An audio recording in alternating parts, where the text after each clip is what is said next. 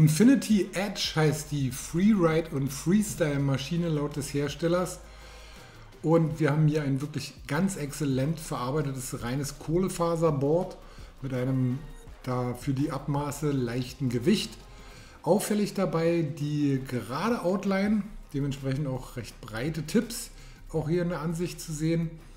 Und eine für diese Boardklasse in der Länge eine etwas moderatere Bodenkurve.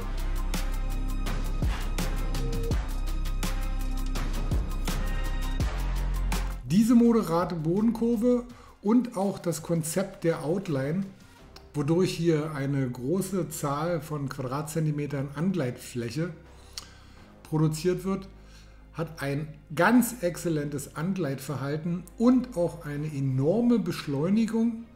Und man erreicht hier zügig eine sehr hohe Endgeschwindigkeit, sodass hier schon auf kürzestem Weg eine maximale Leistung zur Verfügung steht. Die Channelstruktur im Unterwasserschiff in Kombination mit der geraden Outline sorgen für optimale Hemmung der seitlichen Abdrift, sodass es hier wirklich ein absolutes Vergnügen ist, mit dem Board Höhe zu laufen. Also im Vergleich aller Mitbewerber ist das hier wahrscheinlich das Board, was am meisten an Windleistung produziert.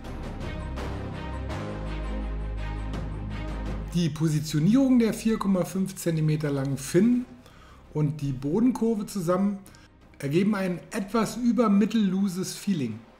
Das heißt, das Switchen des Boards erfordert hier so gut wie keinen Kraftaufwand.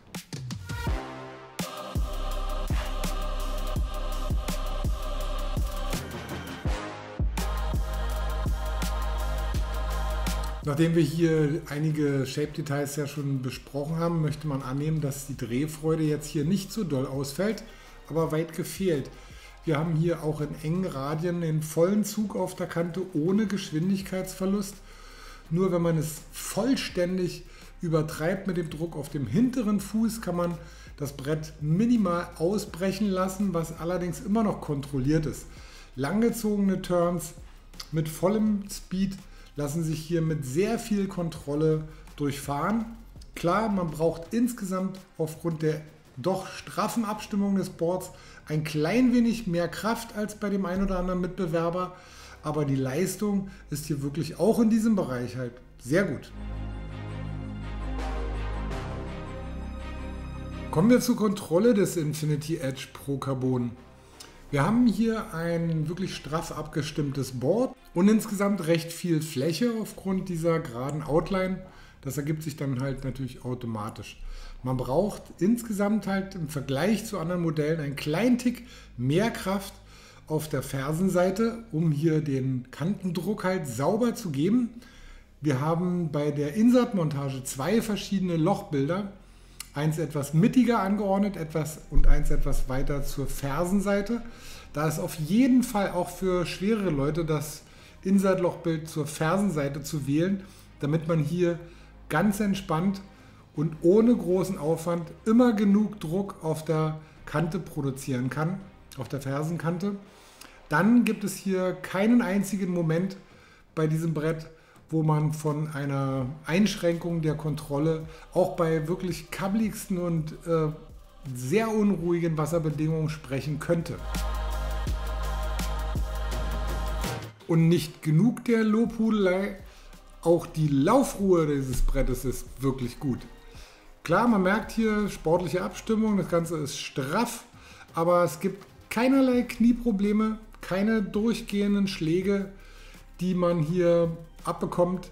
Das Board zieht auch in kabbeligen Bedingungen immer sehr schön durch. Es wirkt insgesamt gut gedämpft, die Konstruktion. Auch die Patchlaufen-Kombination, die ist jetzt nicht spektakulär, sie entspricht dem durchschnittlichen guten Standard. Aber man hat da auch ein etwas weicheres EVA gewählt. Das lässt das Board noch gut spüren, aber es dämpft halt auch jeden kleinen Kabbel ohne Probleme weg.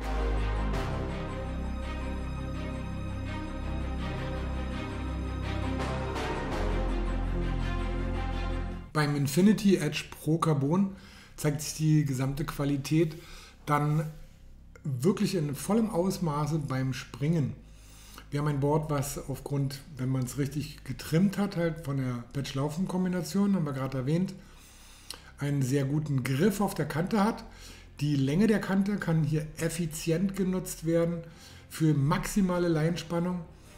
Und die gerade Outline sorgt einfach dafür, dass wir hier wirklich immer die maximale Kante im Wasser haben. Das ist der entscheidende Punkt, warum es hier einfach mehr Leistung gibt als vielleicht bei dem einen oder anderen Modell. Das Ganze ist natürlich halt für Freeride und Big Air besonders gut geeignet. Wir haben beim Landen ein Brett, was sofort wieder die Führung sauber übernimmt, keine Tendenzen hat, irgendwie einzuspitzeln. Wie gesagt, halt bei schnellen Wechseln von Kante zu Kante wäre es vielleicht schön, wenn das Board nicht 42, sondern nur 41 cm hätte. Das betrifft halt so die Schuhgrößen zwischen standardmäßig beim Durchschnittsmann zwischen 43 und 46. Das würde ausreichen, aber dann geht natürlich wiederum etwas Gleitleistung verloren. Nichtsdestotrotz ist jetzt hier das Board nicht nur für den absolut professionellen Bereich beim Springen geeignet, sondern auch für absolut jeden Anfänger, weil es sich echt super leicht von der Wasseroberfläche löst. Das Board hat ein vergleichsweise mit anderen Carbonboards gegenüber auch ein leichtes Gewicht. Ist jetzt nicht das allerleichteste, aber ist trotzdem angenehm am Fuß. Man hat hier keine träge Masse. Und auch natürlich alle Board-Off-Freaks werden es zu schätzen wissen, dass wir hier wenig Gewicht in der Hand bewegen müssen. Von der optimalen Fahrtechnik kann man hier von einem längeren Ankantvorgang sprechen, um das Maximum an Leistung zu produzieren. Insgesamt erfordert das Ganze aber keine übermäßige Kraft.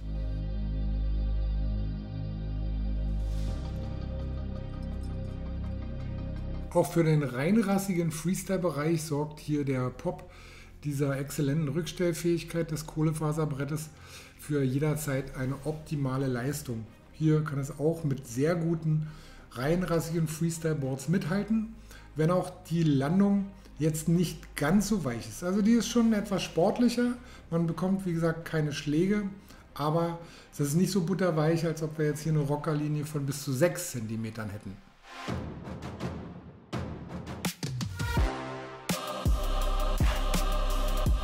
Aufgrund der Gesamtabstimmung ist das Board in der von uns in 139 cm getesteten Länge sehr gut geeignet für Personen zwischen 75 und 100 Kilo plus.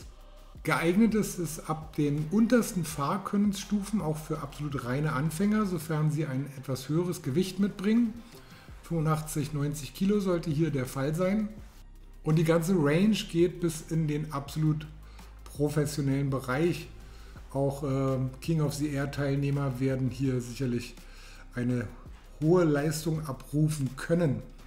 Gerade bei viel Wind zeigt sich hier das Maximum an Kontrolle. Da hat man noch mal Zeit, noch mal ein paar Bretter von anderen einsammeln zu können. Aber bleiben wir bei den entscheidenden Stärken dieses Boards.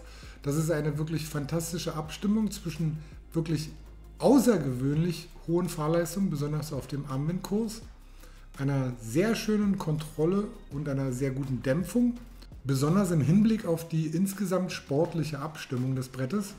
Und das Ganze wurde so schön miteinander harmonisch kombiniert, dass es einfach niemals nervt, sondern man es einfach nur genießen kann. Da hat Infinity Kiteboarding echt einen richtig guten Job gemacht.